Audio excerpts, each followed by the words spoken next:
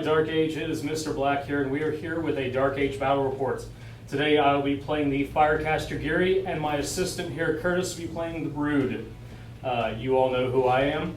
Curtis here is our studio painter at Coolman, also one of the top placing finalists in last year's Immortals tournament. So we're going to have a definite battle to the death here today. I'm going to be playing 2 Infernos, a Pyre, and 2 Cave Wing Sliths. Curtis, what do you have over there? I have 2 Ratchets, 2 Broodhounds, and a Gazelle. Fantastic. We're playing around 300 points here just to give you guys a taste of the different factions and their abilities. So for the old players, we're showing you a game with the new rule set. For the new players, we're showing you how the Brood functions and how the Fire Caste Dragyri functions. We are going to forego use of scenarios here because we want to keep it focused on the bloodshed here. So we're going to try to kill each other. For setup here, we're going to have a modified scenario 1. We're going to be deploying in a 12-inch box in the center of the table here. So I'm going to go ahead and measure mine out. It's going to be 12 inches, 6 inches from either side of the table here, and 12 inches forward. We have different deployment zones for each of the scenarios.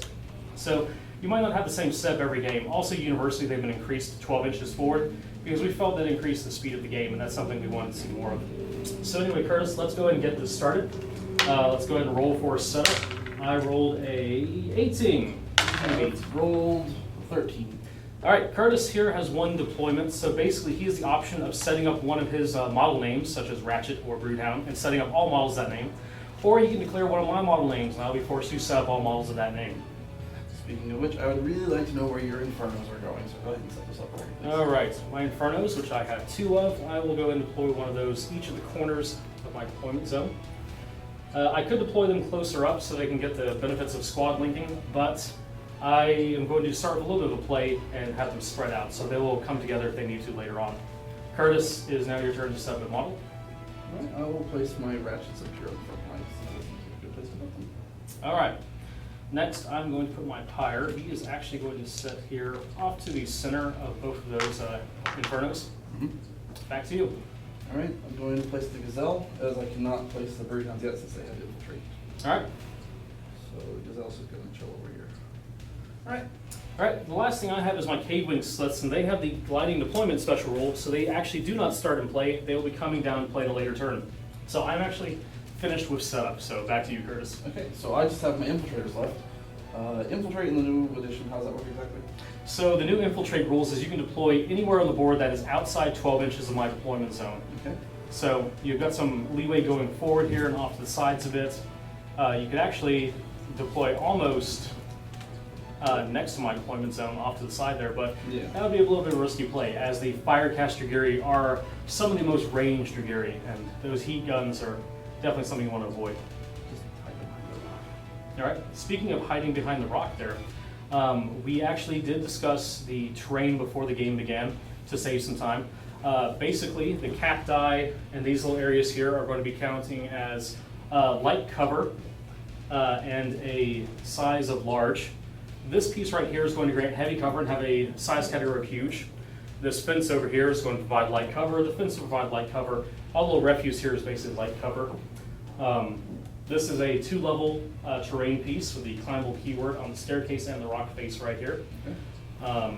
And then light cover for the cacti and other little fauna you'll see around here. Overall, not super complicated. So setup is done. Let's go ahead and remove these markers right here. And we will go to round 1. Preparation phase, nothing to do on my side. What about you? No, nothing on my side either. All right, then we'll go straight to round 1 initiative. All right. Curtis, I have rolled a 19. I have rolled a 14. My rolls are just getting better. Fantastic. So Curtis, because he has won the roll to go first, he can choose to either activate one of his units, or he can force me to activate one of my units. Go ahead and activate your Inferno. All right, which one? We'll go with this one. That Inferno right there, fantastic. All right, my Inferno here has 4 AP and 3 movement. I'm going to actually spend 2 AP to move her right over here behind this rock. And I'm going to take a shot at that Broodhound right there with my 3rd action point. Measuring range, we are outside of 4 inches, but we are under 8 inches. That's going to give me a -1 range penalty. The max range on my heat pistol is a 8-inch range. Okay. What is the defense of your Broodhound? It is a 4. All right, I have an AS of 6. You have a defense of 4. That's going to be a 10. -1 for the range penalty is going to bring that down to a 9. So let's Alright. roll and see if I can't hit that guy. I rolled an 8, which is going to be a hit, and that's going to be a power 5. Power 5 against my armor of 12, that means I need a 7 or less. Alright, I rolled a 13, so that was a wound. so that Broodhound is now wounded, and Which puts him into a dying state. is going to be dying. But luckily, Brood universally have regeneration, which means that they are not out of the fight just yet. In fact, I'm going to have to put a second wound on him before he activates, or he's just going to get right back up. Yep. So my Inferno, luckily, has a rate of fire of 2 on that heat pistol. So she is going to go ahead and try to take a second shot. Now, unfortunately, you are prone, so I'm going to be suffering a -2 to this shot. Okay. The range modifier is still in play with -1, so that's going to be a -3.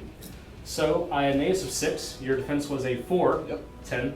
-3 for the penalties is going to bring that down to a 7. Alright. So 7 or less.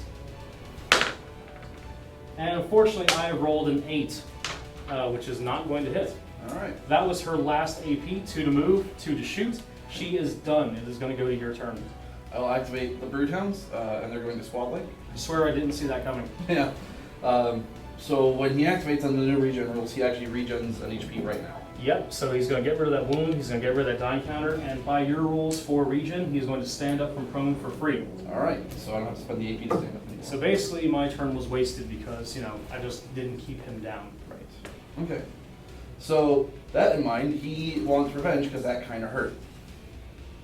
So, he's going to charge. He has a movement of 4. So, I'm not in range to get you on one action, but I'll get you on my second one. And he's got that vault ability as well. Yep, and he will be vaulting. So vault is basically a version of charge that lets you clear terrain and gain some extra momentum behind your attack. So usually when you charge a model, you'll get a +1 to your attack and a +1 damage. Instead, he is going to be getting a +2 to his attack and his damage. So this is actually going to hurt quite badly because... I have a basic AS of 4, so that goes up to a 6 with the vault. And then you have a defense of 4, so I'll need 10s to hit you. Yep. Now that Broodhound has 2 attacks with his claws. Yep. So he's getting the benefit on both attacks of those with that vault bonus. So let's see what happens. Nothing. 16 and 16. Good going, Inferno. That's how to dodge. But that was your... Second AP, so I have 1 more AP remaining on that Broodhound. All right. I'll try it again, but it's at a basic AS of 4, so now I need 8 to hit. Yep, because you don't get that vault bonus outside the charge. So I've rolled a 2 and an 11, so 1 will hit at power 4. Power 4, all right. My Infernos have an armor of 14, which is not fantastic, but hopefully it'll save me from the attack. I rolled a 9, which does save me from suffering any wounds, so he is okay for that one. But because you squad linked, you still have that other Broodhound to activate. Again, can't get you on my first, but I will get you on my second action.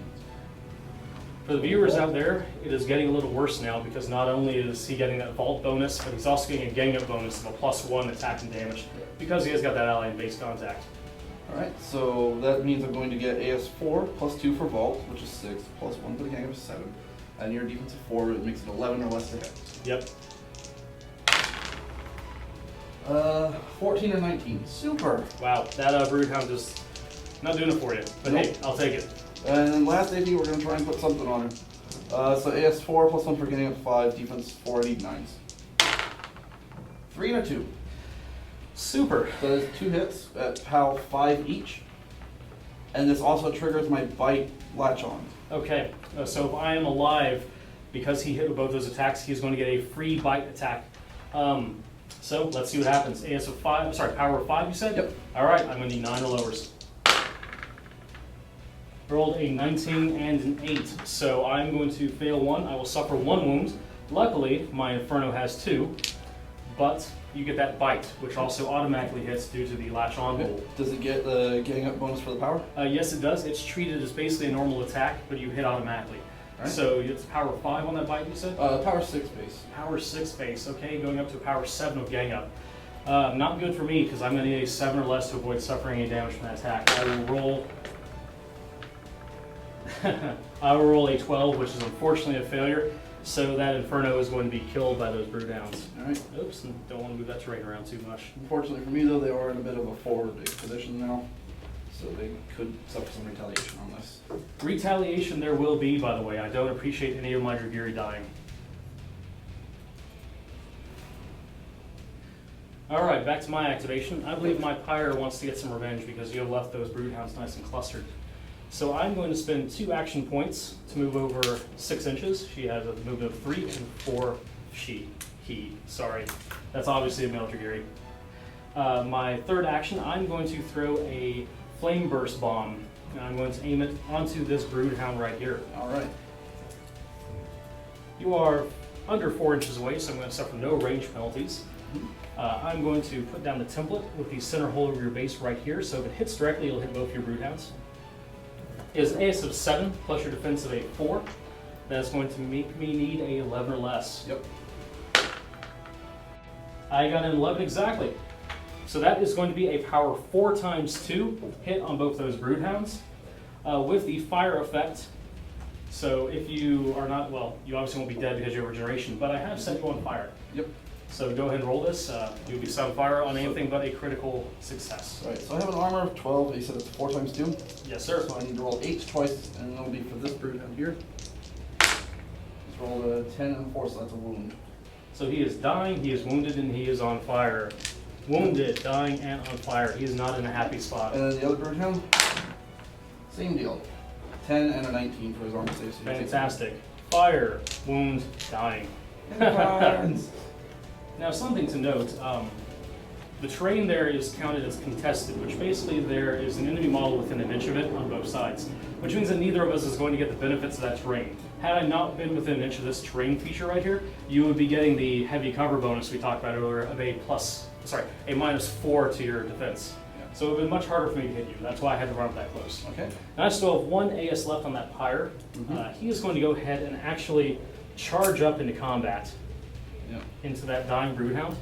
Yeah. I would absolutely love to shatter a bomb in melee, but unfortunately, with the restricted keyword, I can only use that or throwing a grenade once. So he's going to attack you with scimitar. All right. It is an ace of a 7, plus 1 for the charge, brings that to an 8. You are prone, which is going to bring that to a 10. Yep. You are also dying, which is going to bring that to a 12.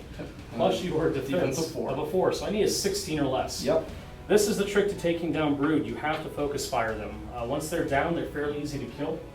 But if you don't, they're just going to keep getting right back up. So I need a 16 or less. And of course I roll a 17. Because you know what? Apparently my dice rolls are fantastic today. So I'm really hoping on that fire taking you out. Or having to devote some extra resources to getting them. But anyway, Curtis, it is back to your activation.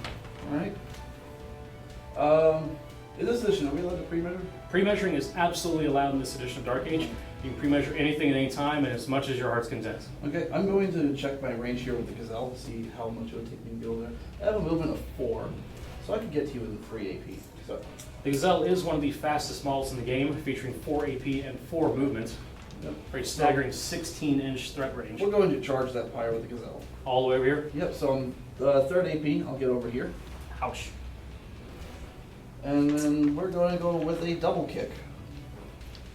All right, I have a defense of 4. I have AS6 with vault is going to be an 8, and you said your defense is 4? Yes, sir. So I need a 12 to hit you. All right. I rolled a 3.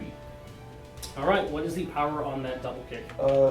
4 times 2 normally, so it's going to become 6 times 2 due to vault. Jeez. All right. Pyre also has a defense of 14, so I'm going to need 2 8 or lowers to avoid suffering any damage from this attack. Rolled a 15, but I rolled a 1, which is going to be a critical success. Yep. So she is going to be fine. Yep, and then I'll also negate the knockback from the double kick. That's correct. All right, I have 1 action point remaining. I'm going to try a regular kick on you. All right. AS of 5, defense 4, need a 9 to hit. I rolled an 11, so that's a miss. Okay, I will take it. Mm-hmm. So she is done, Curtis? Yep. All right, it's back to me. I've got 1 Infernal left to activate. I really don't like those ratchets leering at me over there. So let's see, I have a range of 8, which means if I move to here, I'm going to be out of range, so I'm going to need to be a little closer. Let's risk it. He's going to move to right over here to get some benefits of this terrain. Well, I guess you're melee, so it doesn't really matter, but let's try it anyway. I'm going to shoot.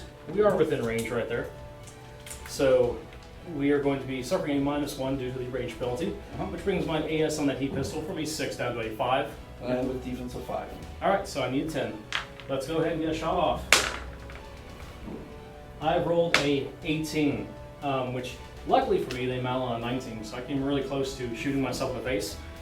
but I did not. That was my third AP to get there. The heat pistol has a rate of fire of 2, so I'll take one more shot. Yep. That is going to be a critical success with a roll of a 1, which is going to be an automatic wound. Yep. Ratchets now unfortunately only have 1 HP and 1 wound, so he's going to suffer a wound and be dying. Okay. Unfortunately, as we've discussed before, they're just going to heal back up, so Yeah. that was So, kind of for naught. My last activation for the turn, we'd activate the ratchets and they're going to squat link. When he activates, he regens his 1 HP and removes the dying token as well, right? Yep. Okay. Again, Brood are super annoying. Gotta hit them and make sure they're dead. They have a movement of 3 and 3 AP, so we'll start with this one on the wing here. Okay, so he'll get there on his 3rd AP. Alright. He's going to charge your inferno there. Okay, so I have, in my attack I have a chitin club and a chitin sword. We'll make the green dice be the sword. They both have an AS of 6, which is 7 on the charge. Alright, defense of 4. Alright. So a 6 and a 9, that will be a hit on both. Super. So you have paralyzing poison on the... On the sword?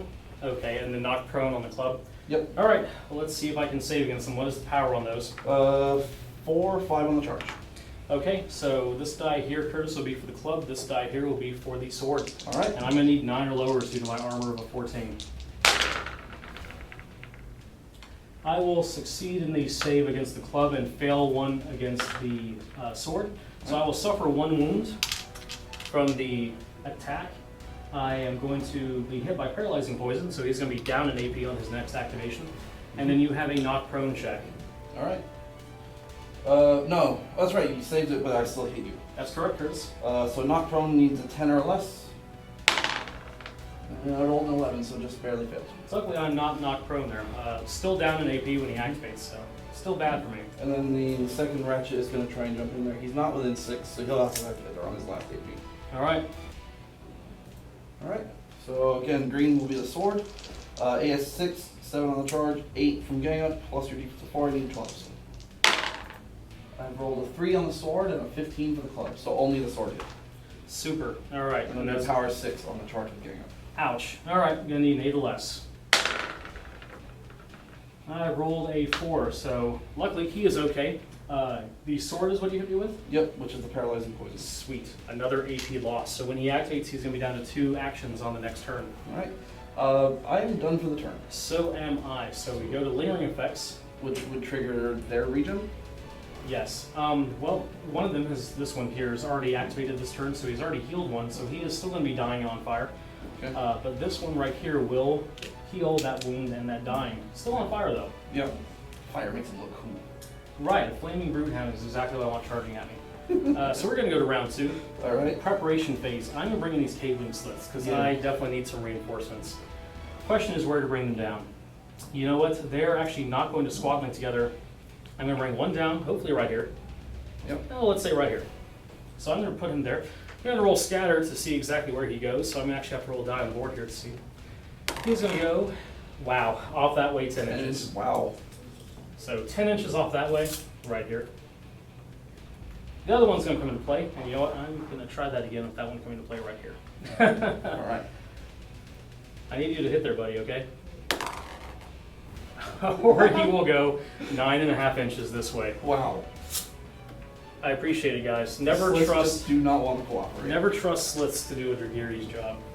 All right, let's go to initiative, Curtis. Alright. I rolled a 16. Believe it or not, I beat you and I rolled a 2. So it's my activation, and we have to choose very carefully here what's going to happen. I believe that that pyre there is going to have to activate. Mm-hmm. And he is going to do a bomb shatter proximity strike on this broodhound right here. Luckily, what that is going to do is going to allow me to place this template right over you. Mm-hmm. And everyone except for me is going to be hit by that, assuming something terrible doesn't happen. And even if something terrible does happen and I explode, I'm still going to take out some of your guys. So I have an attack against all 3 of these models right here, and I'm going to have to roll each of those separately. So let's go ahead and get started. We will start with the broodhound that I targeted. Mm-hmm. I have an AS of 7. What is your defense? 4. 4 and an 11. I will roll a 17, and unfortunately he will be missed. So we'll go to that broodhound that's on the ground and wounded. Okay. I'm going to roll a 2 against him. Alright, so as I head against him. Yep, and that's going to be a power 4 times 2. Alright, so I need 8. And I roll a 14 and an 18, so he is just straight up dead. He's going to suffer his second wound, which when he is dying, if he suffers a wound, he'll be dead outright. Yep. So you can go ahead and take that maul off the table there, and I'll pick up the counters. Very good. And now against the Gazelle. What is her defense, please? Her defense is a 4. 4. I'm going to need a 11 for this. That's going to be a 2. So luckily that's another hit, and a fire counter for that new Gazelle. 4 times 2. Alright, 4 times 2 against 14, I need 10s. I rolled a 10 and a 14, so that'll be a wound for her. However, she does have 2 wounds, so she's not dying yet. Great. Okay, that was my first action point on that pyre. I'm going to go ahead and start swinging away with my scimitar because there's no other option. So we're going to actually attack that Gazelle because she scares me. I have an ace of 7 with that scimitar. Your defense is a 4. Yep. So I'm going to need 11. Yep. That's going to be a 5. That is going to be a hit. It's going to be a power 6. I need an 8. And I rolled a 20. Oh, good news for me. So Curtis here has rolled a critical failure, which means in addition to failing the armor save, he's going to suffer an additional wound. Right. That is super important in this situation here, as because if the Gazelle had only taken 1 wound, she would be dying and her regeneration would still trigger on. But because she has suffered 2 wounds, she will suffer a wound, get knocked down to dying, suffer another wound on top of that, and then be killed outright. Yep. So that was good for me. All right, and that was on his second attack. He has 2 left. He is going to go ahead and swing at that Broodhound in front of him. Yep. Let's go ahead and roll this. Your defense of 4. Yep. I will need 11. Swing. A 18 is not going to be hit. All right, one more swing. You can do it. And I'm going to roll a 19. So unfortunately, could not seal the deal there. All right, that is that Inferno's activation. Curtis, back to you. We will actually go ahead and activate the ratchets as this seems a slightly more important situation now. Leave him alone, man. They're going to squad link. This first one here will activate. Oh, jeez. All right. Green will be the sword. All right, defense of 4. AS 6 plus getting up 7, so I need an 11s. 3 with the sword, 12 with the club, so the club will miss. Sweet. All right, and that's power 5 plus 1, 6 with the gang up. All right, I'm going to need an 8 or lower. I will succeed with a 6, but you said that was the sword that hit me? Yep. Unfortunately, paralyzed and poison again, so I'm down to 1 action point if I manage to survive and activate. Second AP, still need 11s. And we'll miss with the club and hit with the sword. All right. Apparently we like poisoning you. Power 6. I'll roll a 6 and survive, but unfortunately, that is 4 paralyzed and poison counters. When he activates, he will get 0 action points to do anything with, and his turn will immediately end. So really not in a good situation right now. And last AP, we're going to try and punch him again because why not? All right. So we'll actually hit with both. All right. With a 3 and a 9. 2 power 6s, I need 2 8 or lowers. A 17 and 11 means I'm going to fail both, suffer 2 wounds, which is more than enough to kill me with my 1 remaining.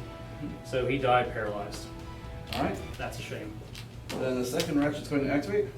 I'm going to check his range. We can get that slith just barely on our last activation. Now what did those sluts do to you? They just came down to say hello. No, they're noisy. That's true. The noise upsets us, so we're going to punch him. What's the defense of a slith? It is a defensive 4. Alright, so 7 on the charge. I'll need 11s. And we will miss with both attacks, because that's super. Sweet.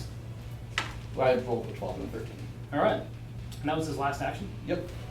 Okay, well, I got 2 slits to activate. Unfortunately, they're too far away to squad link together. So, now we actually have some honest options here. I'm going to have to do this, unfortunately. So, this slith is going to break from combat. The disengage cost in this edition is I have to spend 2 action points to move away from you.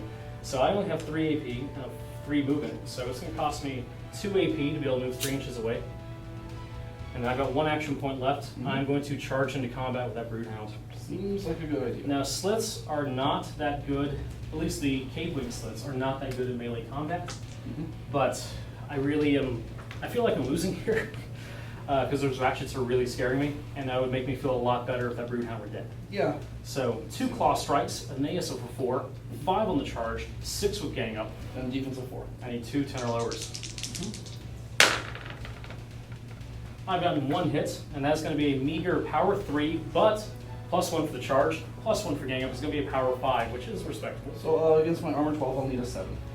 And I've rolled a 10, so he'll take a wound and go into a dying state. But we figured out so far how much that actually matters. But luckily, it actually does in this situation here. So with my next activation, I have to activate the Broodhound. which now brings us to a nice little rules point. He is on fire and also with trigger regeneration. Yep. Both these effects would trigger at the same time. But because they're controlled by opposing players, we're actually going to roll off, and whoever rolls lowest is going to decide the order in which they happen. This is important because if Curtis here wins, he's going to basically choose for his regeneration to activate first, which means that Broodhound is going to heal back up. If I win, I'm going to choose that fire to activate first, and because the regeneration rules, he's not going to have any AP to try to put that fire out, which means he's going to automatically suffer a hit from it. So here's to some good rolling on my part. I've rolled a 9. I've rolled a 4. So I have won that. I'm going to choose for the fire effect to happen first. Alright, so it's the power of fire. It is a power 7 hit with the cauterize keyword. Alright, so I need a 5 or less. And I've rolled a 14, so he's actually out. So he suffers another wound, which is going to kill him. He bursts into flames. I'm going to take this one as a trophy. All right. Alright. So I go back to you. I have 1 slip left to activate all the way over here. He could try to charge over here against that ratchet, but you know what? I'm actually just going to move him to right here. And I'm going to do his Sonic Screech, Alright. which is actually a spray attack. Puts the spray template down right here. It's going to only hit that ratchet. It is going to be an AS of 6, plus your defense of a 5, I believe. Yep. I'm going to need 11 or less. I roll an 8, which is going to be a hit. Now, this attack does no damage, but it does have the stun keyword. So basically, when you next activate, you're going to lose 1 AP off your activation. This is different from paralyzing poison in the fact that paralyzing poison can stack multiple times. Stun is you can only have 1 stun counter. So it's a small benefit, but I'll take what I can get right now. Yes. Part of the grandiose plan. So that is it. We will go into lingering effects of round 2. There are no lingering effects, so we'll go to round 3. Preparation phase. I have nothing. I have nothing either, so let's go to initiative. Initiative. I rolled an 11. I rolled a 16. So I'm on the initiative. I'm going to activate first, and this is a pretty important turn. So I'm going to have this ratchet here run over and kill the crap out of that cave wing slift. Noting that he is too far away to squad link, because the squad link Yep. distance is only 4 inches, so Right. he has spread those ratchets out too far to actually activate both at the same go. Good for me. Yep. So we'll activate this ratchet. He's going to go over here. All right, It's going to take me 2 AP to get over there, but I will charge him. come on, Slip, hold him off. Defense of a slift was 4. 4. I have AS 6 on the weapons and 1 on the charge, so makes me AS 7, so we need 11s. And that'll be a critical with the club. Oh, well, way to spectacularly fail me, Slip. All right then. Well, you're dead. Alright, I have 1 action remaining. I suppose we'll go charge the pyre. Fantastic. Alright, we have 2 attacks. AS 7 on the charge with a defense of 4, right? Yep. So I need 11s. We'll hit with both. I've rolled a 5 and an 8. All right. So this die here will be for the club. This die here will be for the sword. Both are power 6, so I'm gonna need 2 8 or lowers.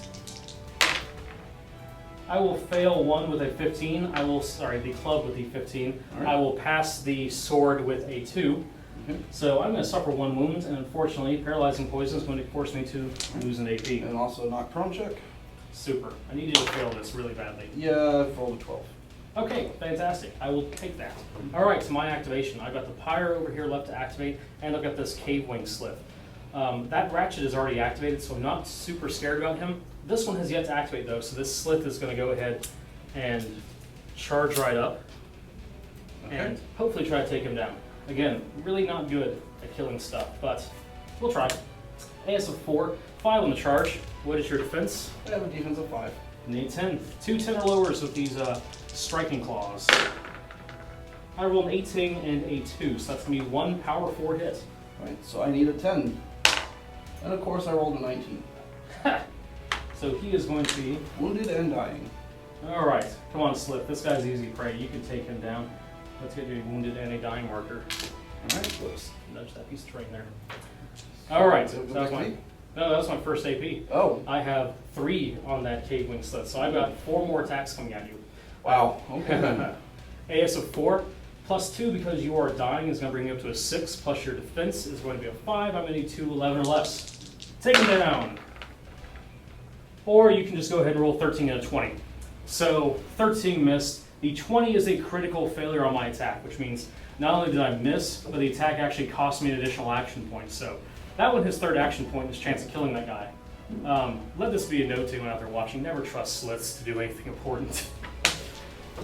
All right.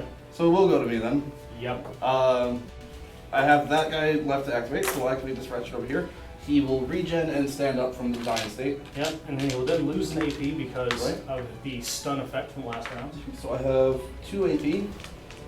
First attack on the slip that knocked me out. All right, Slip, at least hold him off for a couple attacks. AS 6, defense 4, I need a 10. I've rolled a 10 on the club. 10 on the club. All And right. an 11 on the sword, which will miss. That's going to be a power 5.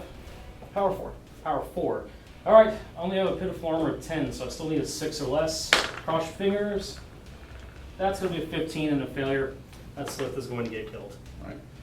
With his Way 1 to go. remaining AP, the ratchet will try to go help his buddy.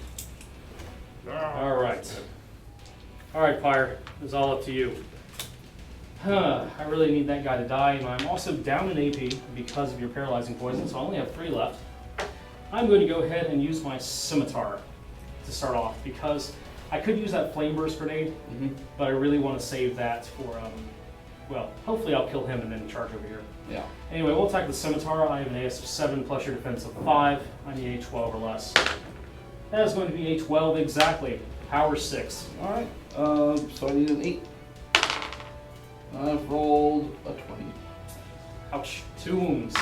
So, unfortunately, Ratchet's being only 1 wound. He is going to fall down dying, and then he's going to suffer another wound. He is out for the count. He is dead. You know, that worked out meticulously well. Alright, I have 2 AP remaining. I'm going to spend 1 to move right around this little piece of terrain right here. Hello there, Ratchet. I'm much bigger than you, and a Dragyri. Plus, I'm packing grenades. Yeah. So let's measure. You're within 8 inches. I'm going to go ahead and aim this flame burst bomb right over this guy's head right here. You are within 8 inches, so I'm going to suffer a -1 range penalty Right. for distance. I've got an AS of 7, which goes down to a 6, plus your defense of a 5, which is going to be an 11 or less. Yep. All right, let's blow up some brood. Bam! Or we can roll 20. So a 20 is a malfunction on the flame burst bomb, which means that you, Curtis, get to place this template anywhere over my guy's face. Gee, I wonder where I'll put this. Oh, have it right there. You sure? I'm pretty sure. Okay. Power 4 times 2 and fire. That's fine. All right. Power 4 times 2. I have an armor of 14. I need to roll a 10 or less both times to avoid suffering any damage. Come on. Okay, you got this. I've got it. He's going to survive. He's going to win initiative next round, and he's going to kill that guy, Curtis. Explosions just make him look cool. Go That's for right. it. Explosions just make guys look cool. Explosions really look cool if you survive them, but unfortunately, a 13 and a 15 on that roll means he's going to fail, suffer a second wound, and just blew himself up. Fantastic. Well, you know what, Curtis? At least I got the final kill in this game, okay? I stole that from you. That you did. Moral victory. Moral victory. As to note here, Dragyri weaponry is very unstable, so you get the risk and rewards there with those flame burst grenades, as we just saw here. Very close game, though. As you see, we came down to 1 model, and that is how most DARKAGE games are going to end if you're just playing to kill each other. Again, the scenarios are a big part of this game, but we just want to show you guys some cool fight scenes. And I think we did a pretty good job of that, except for the bit of anti-climactic Dragyri explosions. I mean, I guess unless you're a Brood fan, then that was probably pretty cool. Fine. All right, everyone, say hello to our little winner here, Ratchet number 345 of the Broodmere. Well, Curtis, as always, good game. Yep. Very good game. And we hope that showed you guys a brief little look into our world and a play style of the Brood and the Fire Caste Dragyri. So join us next time, and we'll be having more factions squaring off and show you guys some more neat and cool stuff.